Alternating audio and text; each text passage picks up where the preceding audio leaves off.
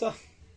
Alors, ça fait longtemps qu'il n'y avait plus d'atelier cuisine et aujourd'hui on est dimanche, hein, on ne travaille pas, on fait juste du plaisir. Hein, parce que je me rappelle quand j'avais utilisé la visseuse le dernier dimanche, hein, j'ai pris un grand coup oui, contre la tête. Hein. Alors, là c'est la fin des haricots, on appelle ça. Hein. Non, ce sont pas des haricots, c'est quoi? Bah, les connaisseurs, est-ce qu'on le voit là? Attends, je vais vérifier. Ouais. Ah, si, hein. Peut-être un peu plus de lumière encore. Ouais. Allez. Ah, et hop, si je le ramène encore un peu là, c'est encore mieux. Ouais. Ok, alors, ma base de préparation. C'est en général, je fais pas vraiment un plan. Hein, par exemple, j'achète du lait en, ouais, dans des bouteilles comme ça. Attendez, hop, comme ça. En général, j'achète 3 chez le fermier. Et avec le temps, après, ça commence à cailler. En général, c'est le en haut, il y a la partie, la crème fraîche. Hein. Et après, j'ai des petits pots où je vais écrire au-dessus parce que je prends une cuillère et je l'enlève. Ouais, comme ça, j'ai une crème fraîche, toujours, oui, toujours datée ou fraîche, plus ou moins. Hein, parce que ça ne se garde pas éternellement. Hein. Crème fraîche, elle doit être fraîche. Hein, et la pasteurisation, ça c'est un thème, je le dirai un peu plus tard peut-être. Ouais. C'est quelque chose qui est très néfaste. C'est pratique, je reconnais, très très pratique même, hein, mais si on veut être ben, justement dans une philosophie un peu plus c'est, ouais, tout en haut, ben, éviter tout ce qui est pasteurisé, c'est clair. Là, je travaille que avec du lait non pasteurisé. Hein. Et il y a différents stades et ça demande un peu d'expérience, c'est clair. Hein. J'avais raté aussi pas mal et même aujourd'hui, je suis loin de dire que je maîtrise. Mais de mieux en mieux. Alors, ici, qu'est-ce que j'avais fait? Hein. Ça, c'était du lait qui était caillé dans une bouteille. Alors après, hop, je prends ça, pour moi, c'est le plus pratique parce que c'est facile à nettoyer. Ouais. Alors, du coup, je verse la bouteille avec le fromage, hop, hop, hop, comme ça dedans. Je mets un récipient en dessous. Hein. Et après, hop, je laisse avec un petit couvercle. Hein. En général, je prends hop, une assiette parce que sinon, c'est les chats qui vont adorer. Hein. Et après, hop, une fois qu'on s'est égoutté, et il faut compter quelques heures pour égoutter, parce que c'est plus on égoutte, plus c'est sec. Hein. Et, euh, et après, je fais hop, tac, et ça, quand on nettoie avec une éponge de chaque côté ou non un torchon, c'est facile à nettoyer, je trouve. Parce qu'il y a d'autres, des torchons, machin, mais après le torchon, il faut laver, et je trouve ça c'est beaucoup plus pratique. Là, j'ai fait une particularité, c'était un test pour augmenter le taux de protéines. Hein, parce que quand on ne veut pas manger trop de viande, oui, on peut acheter du protéine végétale. Or, c'est un poudre. Pour l'instant, je peux rien dire. Hein, ça, c'est sans sucre et goût vanille. Mais heureusement, le goût vanille est très très peu prononcé. Alors, c'est juste. Ouais. Alors, mix dir 30 Gramm oder 4 bis 5 Esslöffel deines Proteins avec 200 Millilitres fettarmer Milch. Ah oui, fettarmer Milch. Ah bah, déjà là, je suis désolé, mais je suis pas dans la même philosophie. La graisse, on a besoin. Ce 1,5 et encore moins, c'est du marketing et vous oubliez quand vous voulez profiter de vos vitamines. Hein, et il y a beaucoup de vitamines, il faut regarder, il faut les classer une fois selon wasserlöslich ou fettlöslich, qui sont dit les uns ils ont besoin de l'huile ou une graisse. Ouais. Alors, c'est connu que les gens du sud ils vivent plus longtemps parce qu'ils mangent des sardines. Ou c'est leur façon d'avoir certains produits, hein, des fruits et des gras, fruits et gras, c'est un ensemble. Hein. Alors, faut surtout pas enlever les graisses. Hein. Alors, c'est pour ça cette philosophie, vous prenez 1,5 de lait que vous achetez parce qu'il a été écrémé. Bon, ça n'a pas de sens pour moi.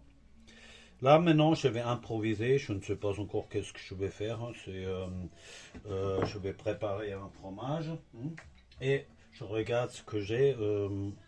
Là, j'ai un oignon de rouge. Hein. Alors, c'est hop. Pour les oignons, j'utilise pas mon couteau préféré parce que celui-là il est en acier et ça fait tout de suite une réaction et ça peut altérer le goût. Alors du coup je préfère comme ça. Utiliser hop, alors, hop, ça.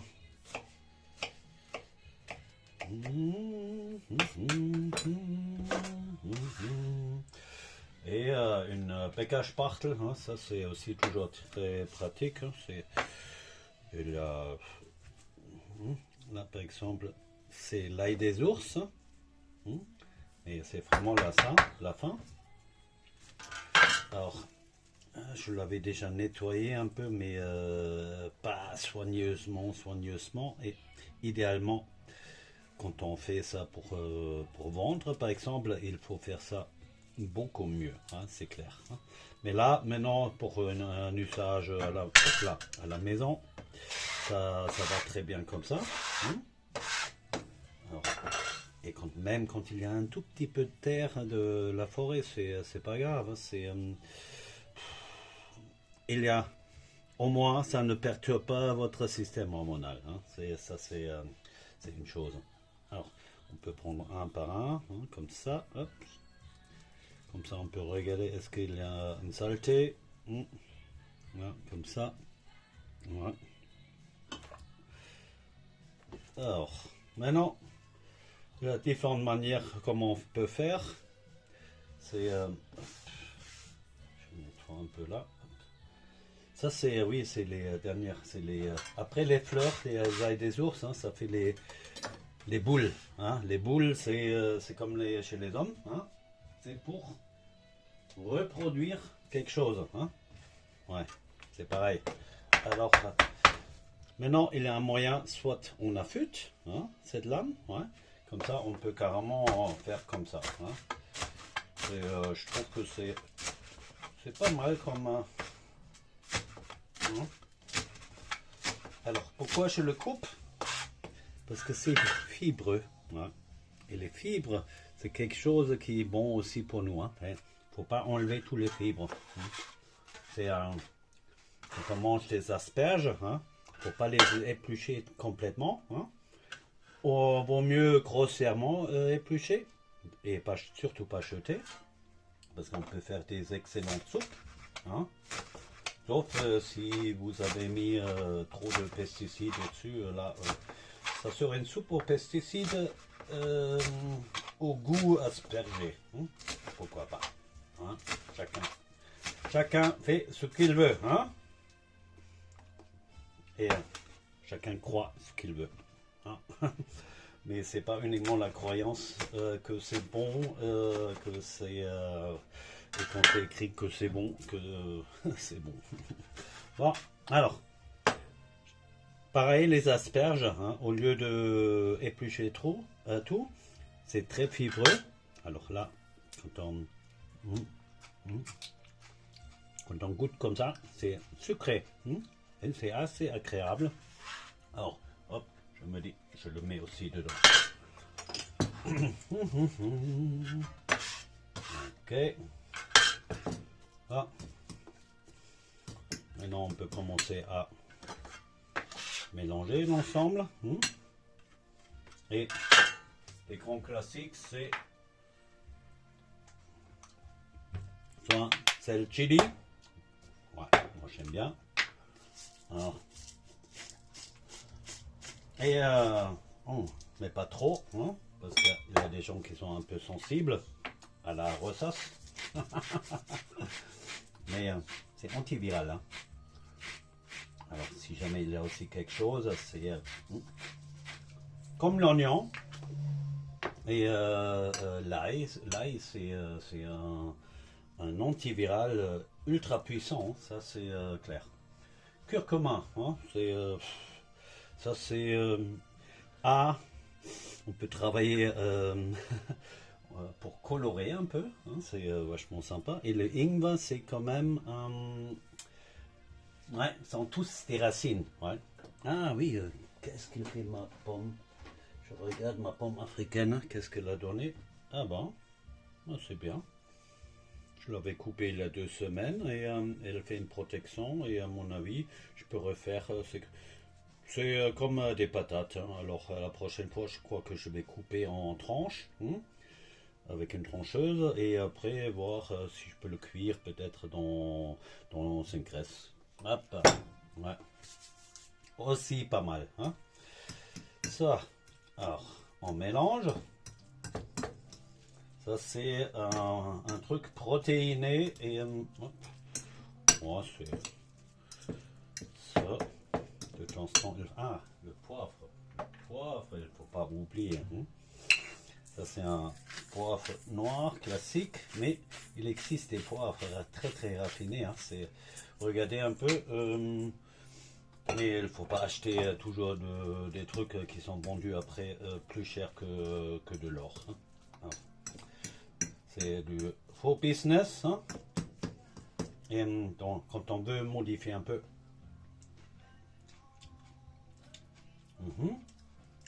Ouais.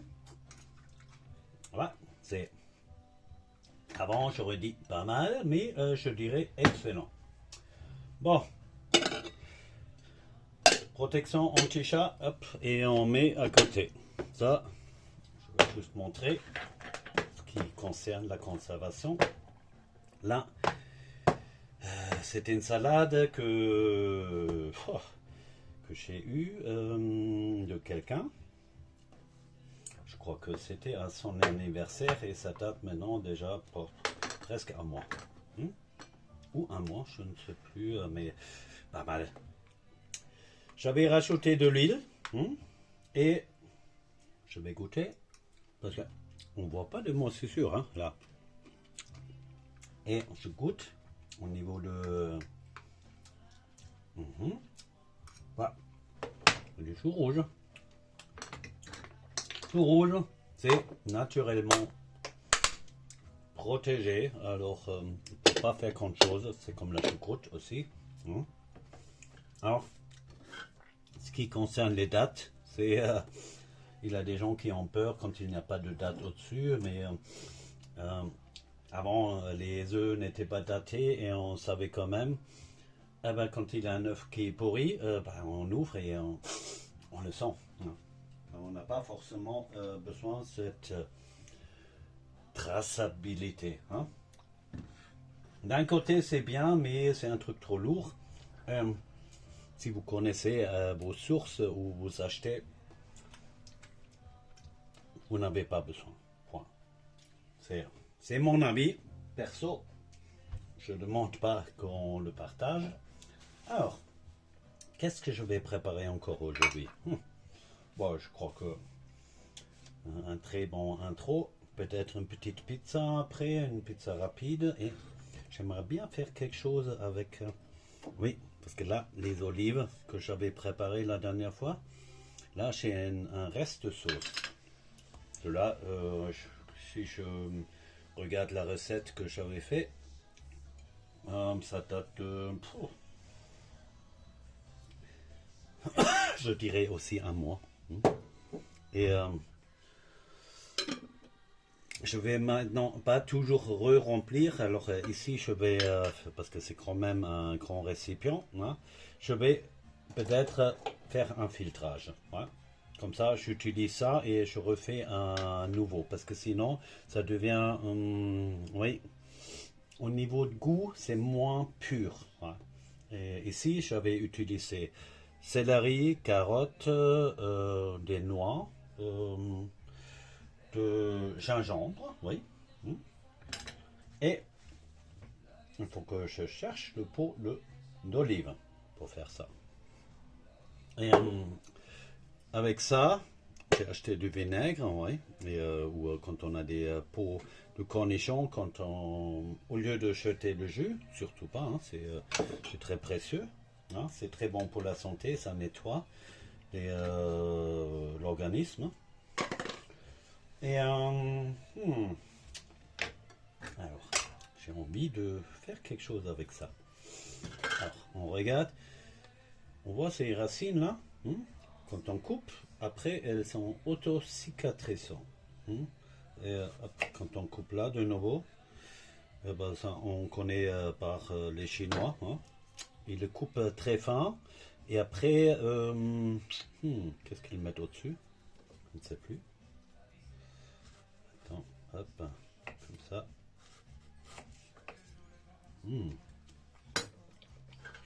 Très bon, c'est un peu comme, il est très proche de la mélisse pour moi. Mais c'est plus ça, hein. En tout cas, ça parfume super bien les. Yong et yong. Ça parfume très bien. Autre chose, ça c'est un rapsöl. Alors en général pour ça, j'utilise celui-là. Et reich en oméga 3 fettsäuren. Alors si c'est le cas, c'est certainement lié à la raffination, hein, parce qu'en huile on peut raffiner, hein, c'est très raffiné. Et après, on peut le garder pendant X années sans qu'il y ait quelque chose. Hein. Parce que c'est un conservateur aussi, hein, c'est en même temps. Mais la raffination, est-ce qu'elle est vraiment nécessaire? C'est ça la question. Là, par exemple, cette huile, elle était très très belle au début, hein, au niveau de couleur et tout. Hein, et c'est franchement, elle donne. Ici, je vais juste rajouter un peu. Attendez. Là, je juge que c'est encore bon.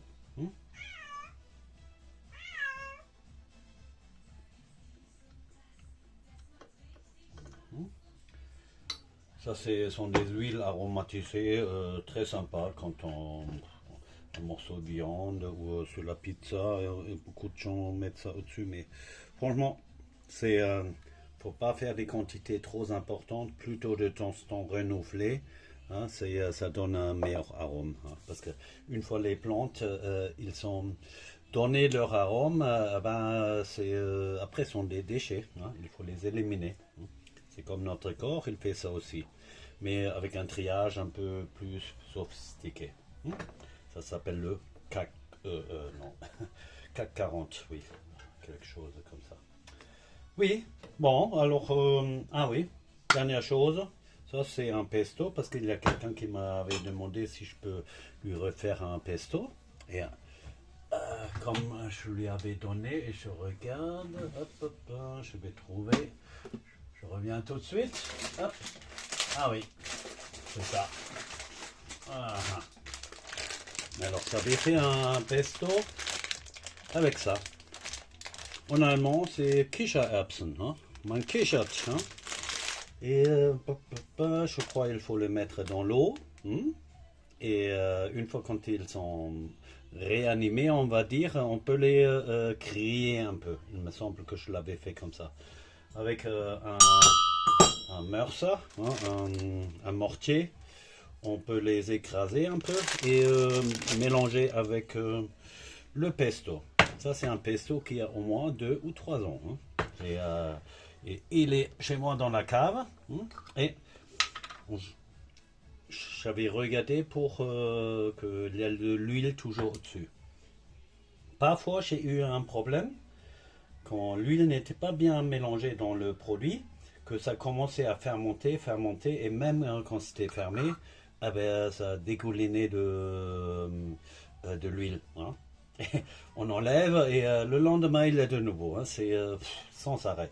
Et cela, je peux vous garantir, le mieux c'est vous prenez et poubelle. C'est malheureusement quand la fermentation n'était pas stoppée, on fait pas ça. Ouais. On le jette. C'est comme certaines bières, les microbrasseries rencontrent souvent le problème qu'ils n'arrivent pas à contrôler la fermentation. Hein. Et par question de coût, ah ben, quelquefois on ne le jette pas, ils le revendent quand même. Hein. Et, moi, des bières comme ça, désolé, mais même quand j'ai beaucoup de soif, je ne le bois pas parce que ça fait mal au ventre. Hein, et c'est pas bon. Alors, maintenant on peut goûter s'il est encore bon. Ah bah oui, il est encore très bon. Excellent, parce que ça c'était des feuilles jeunes. Et avec ça on peut faire des trucs, des délices. Hein.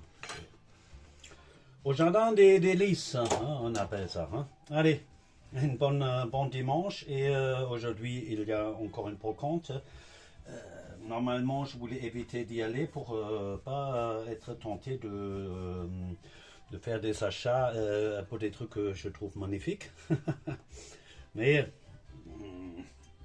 je vais m'améliorer hein, parce qu'à un moment, il faut qu'il y ait aussi un peu de l'argent qui rentre. Allez, un bon dimanche et ciao!